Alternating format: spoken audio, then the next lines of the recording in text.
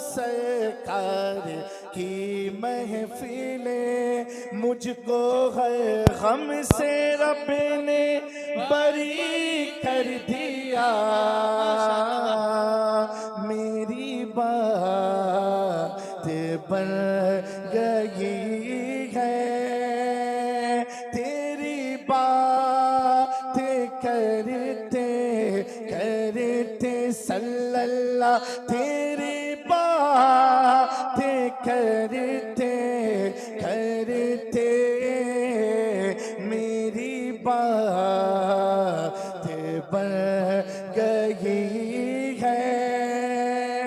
मेरी बात बन गई है, तेरी बात करते करते, तेरी बात करते करते तेरे शहर मैं आऊं, तेरी नातें पढ़ते पढ़ते सल्लल्लाह, तेरी नातें पढ़ते पढ़ते तेरे शहर मैं आऊं। या रसूल अल्लाह, या हबीब अल्लाह, या रसूल अल्लाह, या हबीब अल्लाह, तेरे शहर मैं आऊं, तेरी नातें पढ़ते पढ़ते मेरी बात बन गई है। कैसे जाना है मेरा इमाम बताता है, हाजियो आओ शहंशाह का रोजा देखो, काबा तो देख चुके, काबे का काबा देखो, गौर से सुन तो रजा, काबे से आती है सदा, मेरी आंखों से मेरे यार का रोजा देखो, तेरे शहर मैं आऊं, तेरी नात पढ़ते पढ़ते। माशाअल्लाह, वाह। मैं एक बंदा हूँ, सिर्फ बंदा, क्या कहने, मैं नाते सरकार क्या लिखूंगा। बड़ा प्यारा शेर है ये, अल्लामा इश्तियाक, सैयद इश्तियाक अल्लामा साहब भागलपुरी रहमतुल्लाह तआला ने लिखा है। मैं एक बंदा हूँ, सिर्फ बंदा, मैं नात सरकार क्या लिखूंगा। खुदा नहीं हूँ कि उनकी मिदहते मैं 30 पारे उतारे दूंगा, तेरे शहर मैं आऊं। आप लोग को ये शेर याद है कि नहीं याद है? तो मिल के पढ़ दो, आले रसूल के सामने पढ़ो तो इंशाल्लाह एक वक्त आएगा मदीना ही पहुंच जाओगे इंशाल्लाह। बुलंद आवाज से पढ़ो, तेरे शहर में तेरी नाते पढ़ते पढ़ते, बुला लो या रसूल अल्लाह, बुला लो या रसूल अल्लाह, बुला लो या रसूल अल्लाह, बुला लो या रसूल अल्लाह, तेरे शहर मैं आऊं, तेरी नात पढ़ते पढ़ते तेरे शहर मैं आऊं, तेरे इश्क की बदौलत मुझे जिंदगी मिली है, मुझे जिंदगी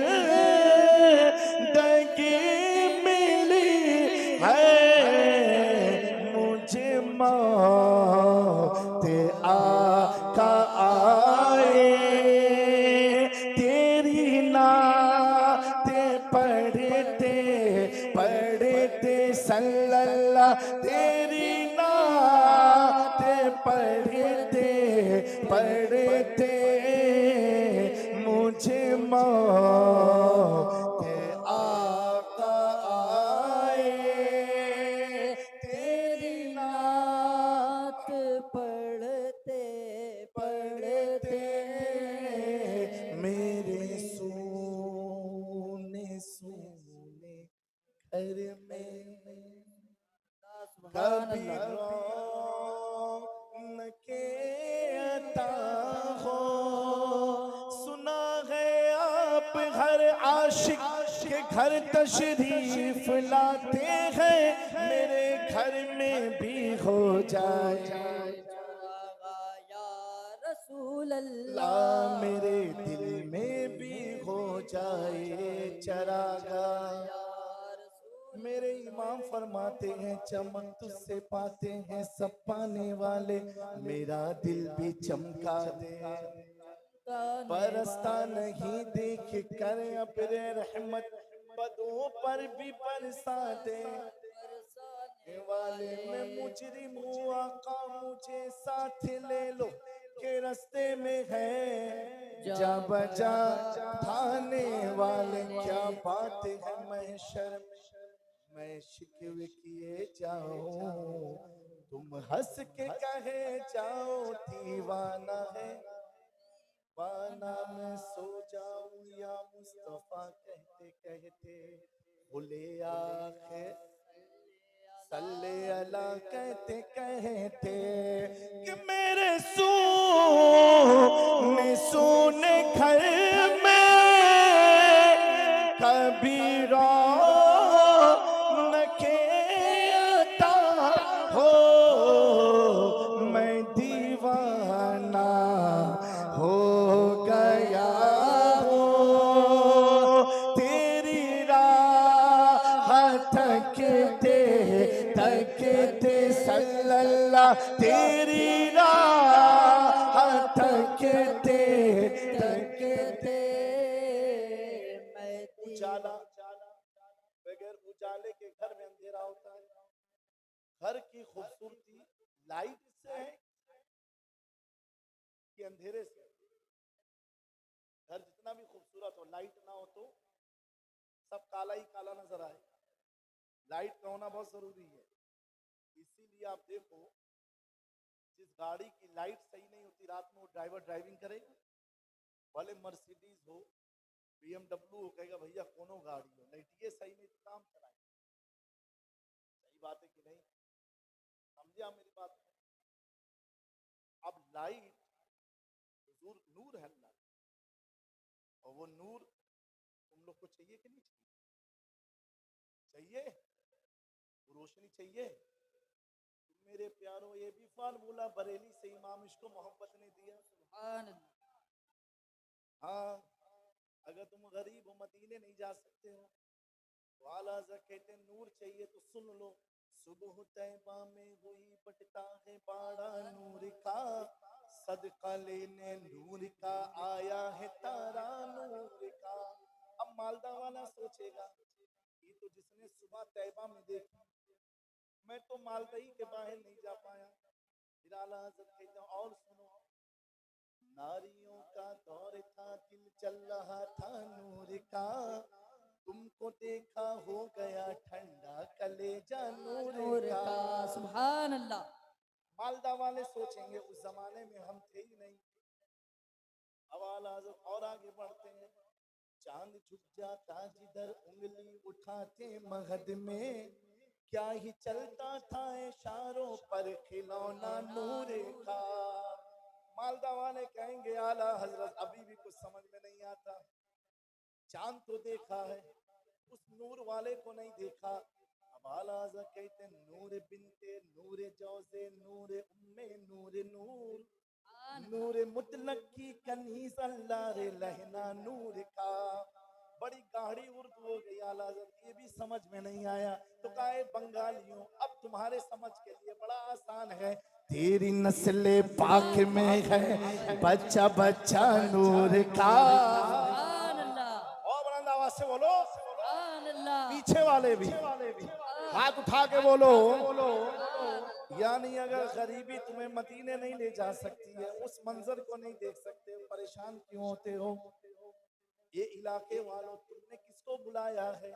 तेरी नस्ल पाक में है बच्चा बच्चा नूर का। तू है ऐने नूर तेरा सब घराना नूर का। सुभान अल्लाह, तेरे शहर में मैं आऊं तेरी नात पढ़ते पढ़ते तेरे शहर में मैं आऊं तेरी नात पढ़ते पढ़ते। ये पूरा कसीदा नूर आला हज़रत ने लिख दिया। लिख डाला। आज का कोई मौलवी होता या कोई भी पीर होता कहता ऐसा कौन लिख सकता है? आला हजरत को मक्ते से समझ में आता है, अंदर से किसी चीज ने बलबलाया कि अहमद रजा तुमने इतना सारा कैसे लिख दिया? आला हजरत कहते हैं सुभान अल्लाह। बोलो सुभान अल्लाह, ये मेरे इल्म का कमाल नहीं, समझे मेरी बात को? ये मेरे मुताले का कमाल नहीं, ये मेरे मुफ्ती होने का कमाल नहीं, ये मेरे मुहद्दिस होने का कमाल नहीं, ये अहमद रजा होने का कोई कमाल नहीं, नकी अली के बेटा होने का कोई कमाल। बोलो भैया, आज का कोई होता अकड़ जाता, वो अकड़े नहीं। इसीलिए तो हर हर दिल में इमाम अहमद रजा है, हर हर घर में इमाम अहमद रजा है। क्योंकि जो अकड़ता है आंधी में वही गिरता है ना। समझिए मेरी बात को? आए अब इसका मक्ता जब आला हज़रत लिखते हैं, ऐ रज़ा ये अहमद नूरी का फैज़े नूर है। सुभान अल्लाह, ये मेरा कमाल नहीं, ये तो मेरे मुर्शिद ग्रामी का फैज़ है, ये आले रसूल का फैज़ है। ऐ रज़ा ये अहमद नूरी का फैज़े नूर है।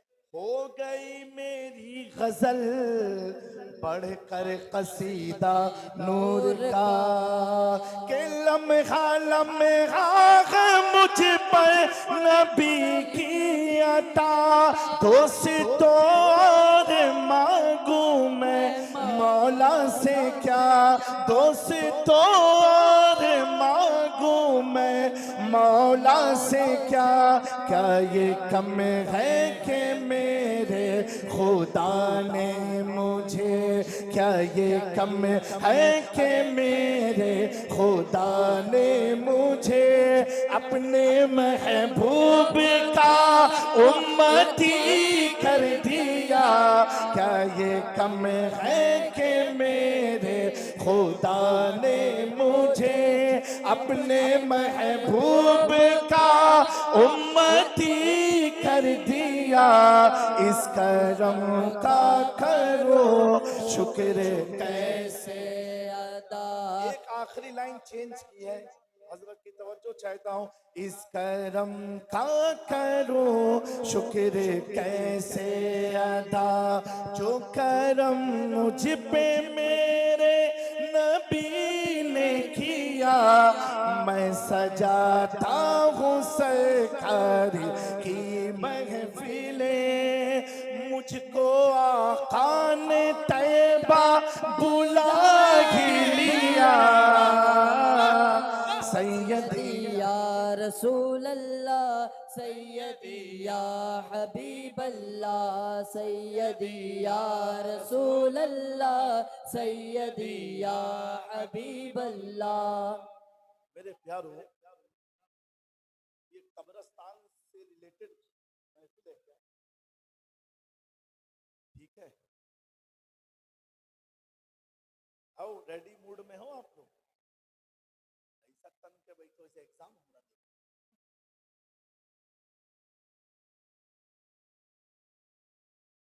बड़ी मुकद्दस महफिल है आपके इस इलाके में, महफिल मिलाद है। हजरत काजी शहाबुद्दीन दौलताबादी रहमतुल्लाह अलैह। अगर आप उर्दू समझेंगे तो इस जुमले से मुझे समझ में आएगा कितना आप समझ। आप फरमाते हैं कि उस महफिल में मत जाओ। तो काजी साहब कौन है मालूम नहीं? आज के काजी नहीं है, जिनको हुजूर मखदूम पाक काजी कहा करते हैं, जिनके इल्म की तारीफ मखदूम अशरफ जहांगीर समनानी ने फरमाई, जिनसे मखदूम पाक मोहब्बत करते थे। अच्छा, वो काजी साहब तो काजी होते हैं ना, आलिम लोग की जल्दी पीर साहब के पास कहां बन पाए। जब काजी साहब को मालूम पड़ा कि मखदूम अशरफ जहांगीर समनानी आले रसूल हैं, कहां फुर्सत है पीर साहब से मिलने के लिए, कहां जल्दी जल्दी कोई मौलवी जाता है मौलाना। तो उन्होंने कुछ इरादा बनाया, चलो मिल लेते हैं। तो किसी ने उन्हें कंफ्यूज, आज भी कंफ्यूजन का बड़ा दौर चलता है। क्या कंफ्यूज किया? क्या हजरत वली तो हैं, आले रसूल भी हैं, लेकिन वो जो है शिया हो गए। इसके बारे में मखदूम पाक के बारे में मुख्तसर एक बात समझाने के लिए पॉइंट किया। क्या पहचान का? वो शेखैन का नाम अपनी एड़ियों में चिपका के रखते हैं। शेखैन यानी हजरत अबू बकर सिद्दीक, हजरत उमर फारूक। अब उनके दिल में इश्तियाक जागा कि एक बार मैं मुलाकात तो कर लूं उनसे। जब गए, अभी मखदूम पाक का उर्स आने वाला, बहुत सारी शुरुआत तो पढ़ी होगी, लेकिन जो मैं दे रहा हूं इससे पहले आपने कभी नहीं पढ़ी होगी। तो कहा कुछ ऐसा तोहफा दे जो पहले किसी ने ना दिया हो। अब गुफ्तगू चली, आपने अपने खादिम से कहा खीर लेकर के आओ। खीर लगाई गई। काजी साहब कहें तीसरा सवाल का जवाब तो मिलना, लेकिन खीर तो बहुत खाई है। जैसे कटोरी ली, उनके दिल में क्या चल रहा था मखदूम पाक समझ गए। फरमाते काजी साहब, ये आम बकरियों के गाय के दूध की नहीं है, ये जंगल की हिरन आई थी, दूध दे के गई थी, उसके दूध की खीर बनाई गई है। सुभान अल्लाह। तीनों सवाल का जवाब मखदूम पाक ने दे दिया। काजी साहब मुतमईन हो गए। तब जाके काजी साहब ने ऐलान किया, ए जौनपुर वालों, मखदूम अशरफ को शिया मत समझना, और अगर तुम उन्हें शिया समझते रहोगे पूरी दुनिया खत्म हो जाएगी। मखदूम अशरफ से मुनाजरा कर नहीं सकते।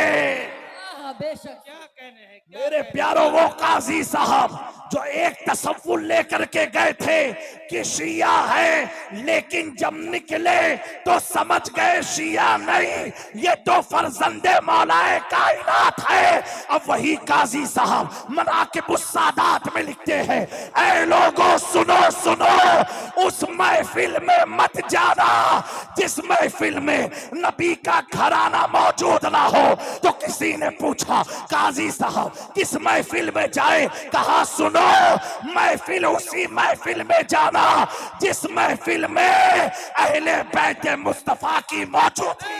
नारे तकबीर, नारे रिसालत, नारे हैदरी, शहजादे हुजूर रईस मिल्लत, नारे तकबीर, शहजादे हुजूर। कि हुजूर कैसी महफिल? कहा सुनो, अगर नबी पाक की महफिल है, नबी की तरफ मंसूब महफिल है, वो महफिल उसी वक्त महफिल होती है जब नबी की आल मौजूद हो।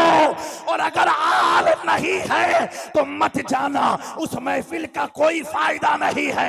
किसी ने कहा ऐसे कैसे? कहा सुनो, उस महफिल में जाओगे, सुन के चले आओगे, लेकिन जिसमें अल्लाह के नबी की अहले बैत मौजूद होती है, वो महफिल खुदा की बारगाह में मकबूल होती है, खुदा की बारगाह में मकबूल होती है।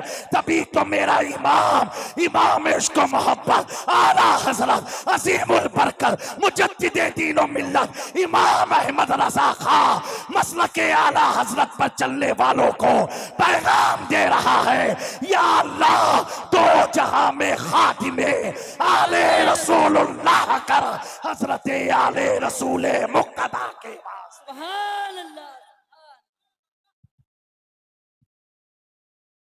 मेरे दोस्तों, बताना ये है, मुझसे पहले शाह साहब ने बयान किया अहले बैत के बारे में, मैं उसी से लगते बिलखते मौजूद आपके इमाम साहब ने बहलोल दाना के बारे में बताया।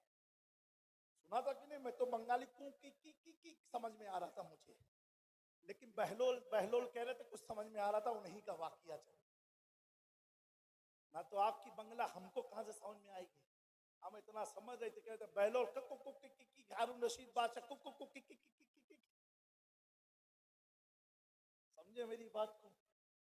लेकिन समझ में आया बंदा इतनी मेहनत से बहलोल कर रहा है तो कुछ तो है। तो बहलोल दाना में इतनी ताकत कहां से? इनको विलायत मिली तो कैसे मिली? ये अल्लाह के करीब हुए तो कैसे हुए?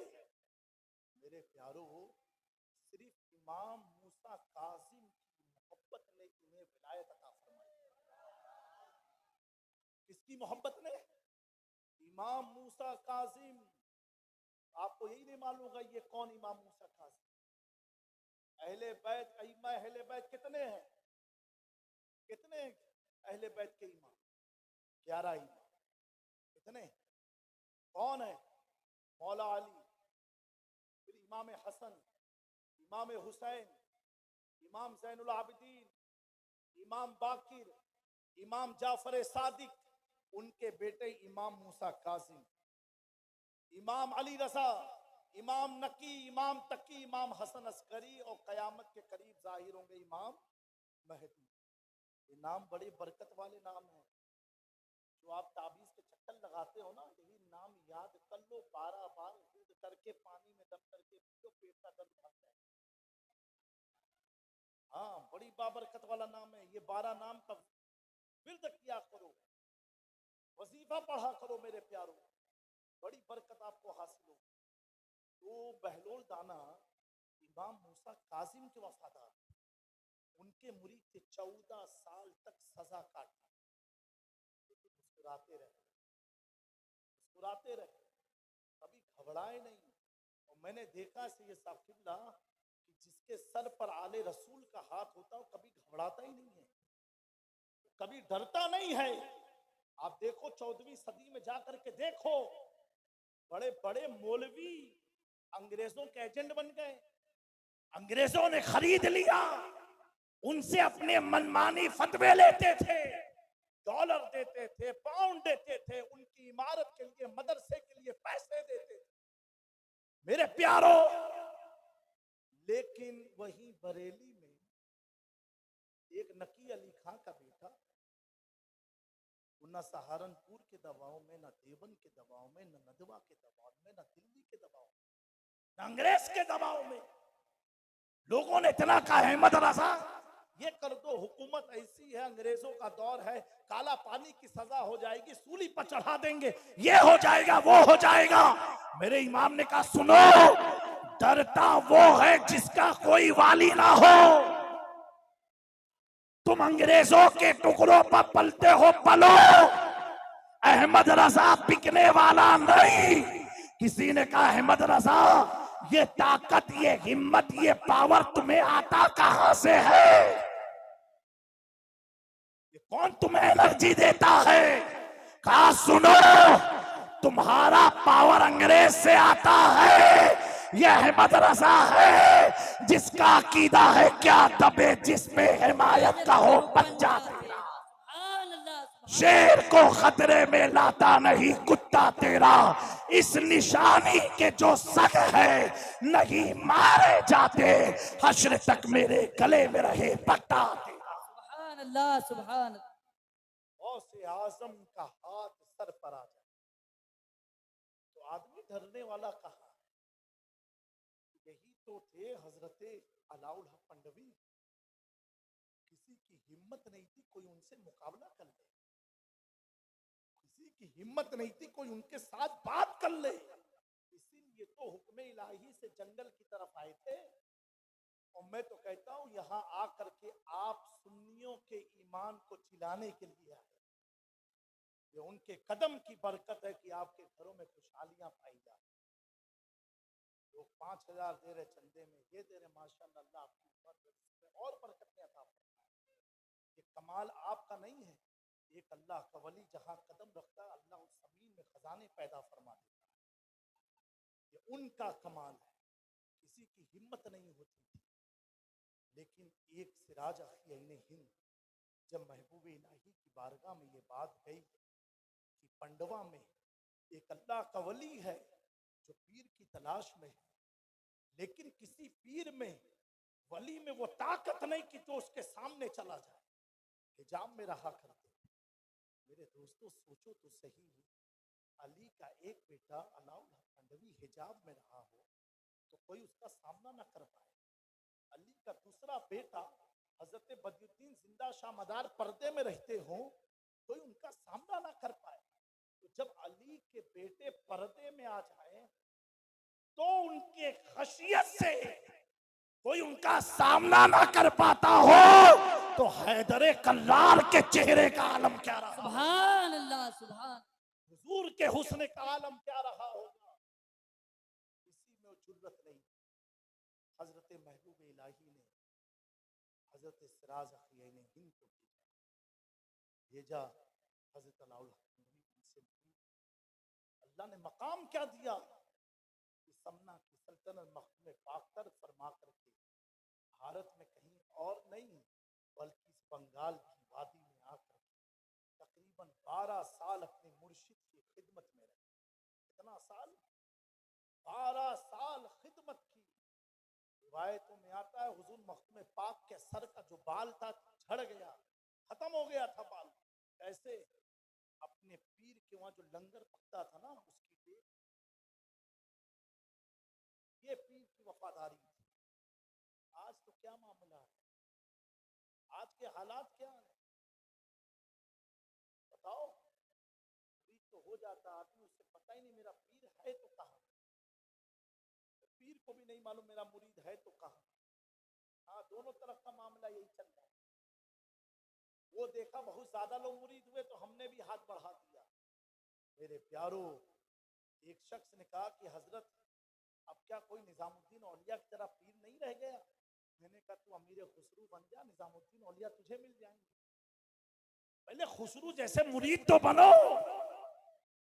मेरे प्यारो, ये नफ्सी नफ्सी का दौर, पुरफितन दौर, जिस दौर में हम सब जी रहे हैं, ए अल्लाह के प्यारे बंदो, इबादत की तरफ आओ, रियाजत की तरफ आओ, अपनी गफलत वाली जिंदगी से बेदार हो जाओ। मैं कहता हूं जिंदगी भर तुमने कमाई किया, जब दुनिया छोड़ के जाओगे जो कपड़ा तुम्हें पहनाया जाएगा उस कपड़े में भी जेब नहीं है, उस कपड़े में पॉकेट नहीं है, उस कफन में कोई जेब नहीं है। पूंजी जमा करते रहे लेकिन जिस कपड़े में तुम कब्र में जा रहे हो उसमें कोई जेब नहीं है। तो वो कौन सा माल तुझे काम आएगा कब्र में, वो कौन सी चीज तुझे काम आएगी कब्र में। माँ बाप से अच्छा सलूक किया वो काम, अपने पड़ोस का हक अदा किया ये काम आएगा, रिश्तेदारों का ख्याल रखा ये काम आएगा। पांचों वक्त जब मुअज्जिन कहता रहा आओ कामयाबी की तरफ, मस्जिद की तरफ कदम बढ़ाया ये काम आएगा। मेरे प्यारो, अल्लाह उसके रसूल से डरते रहे ये काम आएगा। बाकी तो दुनिया एक तमाशा बन के तुझे कब्र में उतार के मुस्कुराते हुए आज का हाल इतना बुरा है कि पहले लोग कब्रिस्तान जाते थे आंखों से आंसू छलक जाता था, आज तो गुटखा पान खाते हुए जाते हैं, पान की लीज थूक करके निकलते हैं। दोस्तों, जिस जमीन पर तुम थूक करके गुजर रहे हो, ये जमीन चीख चीख के कह रही बेटा एक दिन तुझे मेरे अंदर समाना है।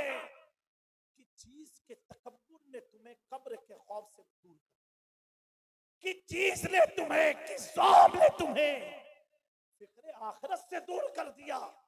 मेरे प्यारो, दुनिया में अंबिया हो, रसूल हो, औलिया हो, अक्ताब हो, गौस हो, उलमा हो, आलिम रब्बानी हो, सबको इतनी खशियत कि हजरत बहलोल दाना पूरी जिंदगी कब्रिस्तान में गुजारी, पूरी जिंदगी बगदाद के कब्रिस्तान में।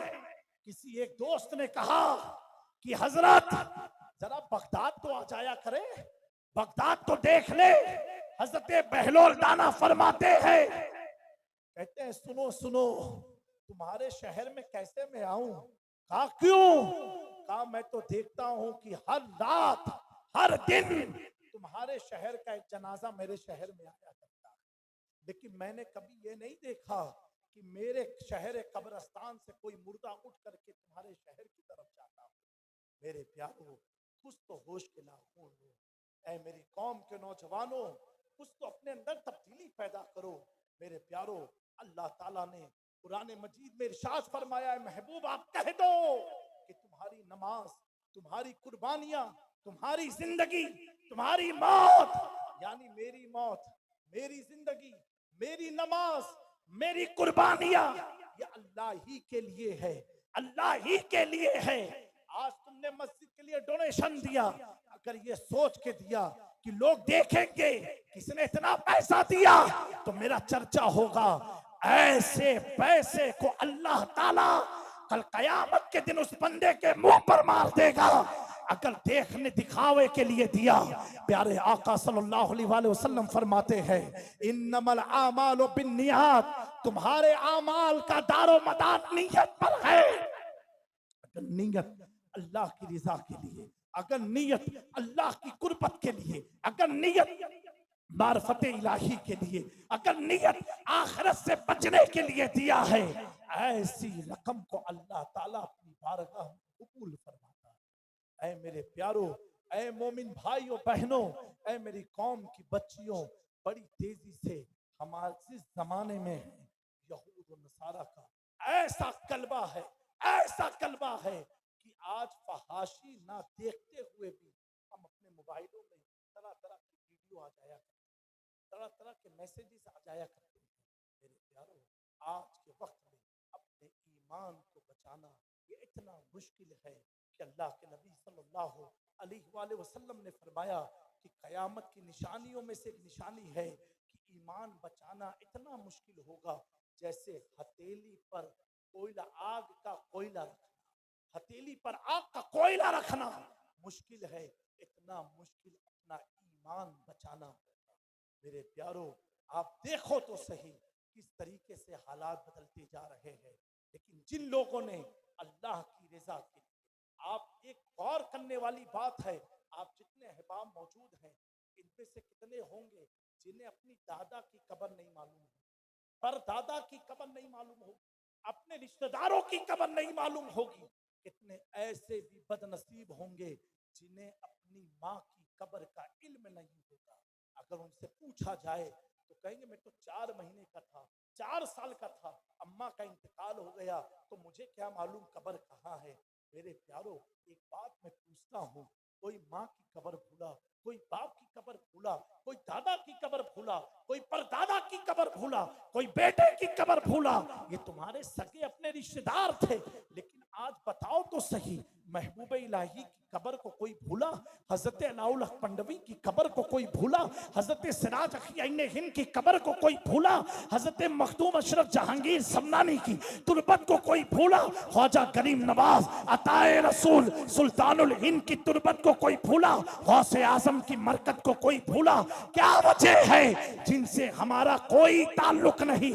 यानी कैसा ताल्लुक? ना हमारे घर के है, ना और हम उनकी औलाद में से है, फिर भी 1100 साल हो गए। हमें मालूम है शेख अब्दुल कादिर जिलानी गौस पाक की कब्र बगदाद में है, हमें मालूम है सुल्तानुल हिंद की कब्र अजमेर शरीफ में है, हमें मालूम है तारिकुल सल्तनत मखदूम अशरफ जहांगीर समनानी की कब्र कछोचा शरीफ में है, निजामुद्दीन औलिया की कब्र दिल्ली में है, कुतुबुद्दीन की कब्र दिल्ली में है, बाबा फरीद की कब्र पाकपटन शरीफ में है, आलाउल हक पंडवी की कब्र पंडवा में है। हमें मालूम है जबकि या ना मेरे रिश्तेदार है, ना इनकी औलाद में से है, ना हम इनकी औलाद में से, फिर भी मालूम है। और जिनकी रग जिनका खून हमारी रगों में है, वो दादा की कब्र नहीं मालूम, अब्बा की कब्र नहीं मालूम, माँ की कब्र नहीं मालूम, परदादा की कब्र नहीं मालूम, लेकिन इनकी कब्रें मालूम है। तो दोस्तों पता क्या चला?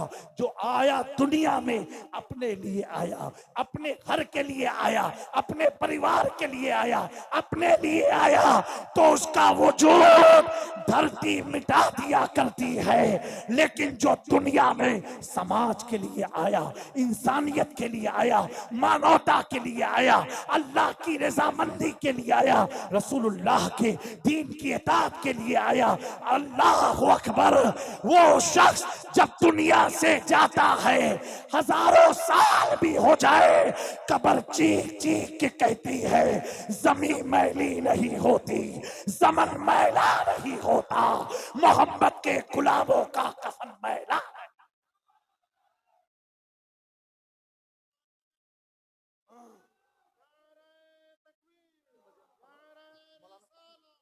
नारे हैदरी, शहजादा हुजूर रईस मिल्लत, शहजादा हुजूर रईसुल उलमा हजरत सैयद जामी अशरफ साहब क़िबला, नारे तकबीर, नारे रिसालत, सुभान अल्लाह, माशाअल्लाह। अल्लाह के लिए आता है। जाहिरी तौर पर मर तो जाए, मौत तो सबके लिए, लेकिन उसका वजूद कयामत तक बाकी है। आज हम अपने घर के बचाव में लगे, घर बच जाए, हिम्मत है किसी की गरीब नवाज की तुरबत पर बुलडोजर चला दे? हिम्मत है साबिर पाक के आस्थाने पर बुलडोजर चला दे, मखदूम पाक के आस्थाने पर? कि दोस्तों जो इनका दुश्मन होता है, अल्लाह फरमाता हदीस कुदसी, पहाड़ का वजन उसके ऊपर क्या गया? पहाड़ का वजन, एक मक्खी फैल जाए। फरमाया हदीस में है, मफहूम है, अगर मुर्दे के सामने सुई गिर जाए, सुई सुई कपड़ा सीने वाला, उसकी आवाज आप सुन पाओगे अगर गिर जाए? मुर्दे को उसकी आवाज से भी तकलीफ होती है, मुर्दे को उसकी आवाज से भी तकलीफ होती है। यारो, ना शर्मे नबी ना खौफे खुदा, ये भी जबकि सबको मालूम है एक दिन हम सबको सफर करना है, एक दिन दुनिया से जाना है, लेकिन बेफिक्री ऐसी है कि हमें दुनिया से जाना ही नहीं, दुनिया से जाना ही नहीं है। एक मक्खी की बैठने से इतना जिस्म भारी हो जाए।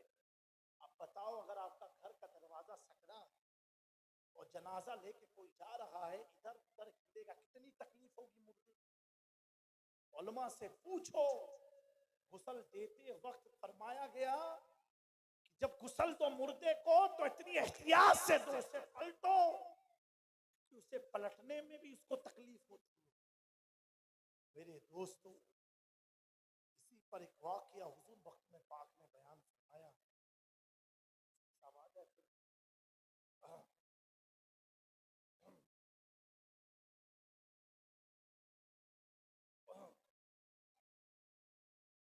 ज़ात गिरामी में अर्ज कर रहा था, हुजूर मखदूम अशरफ जहांगीर समनानी ने इस वाक़ये को लिखा।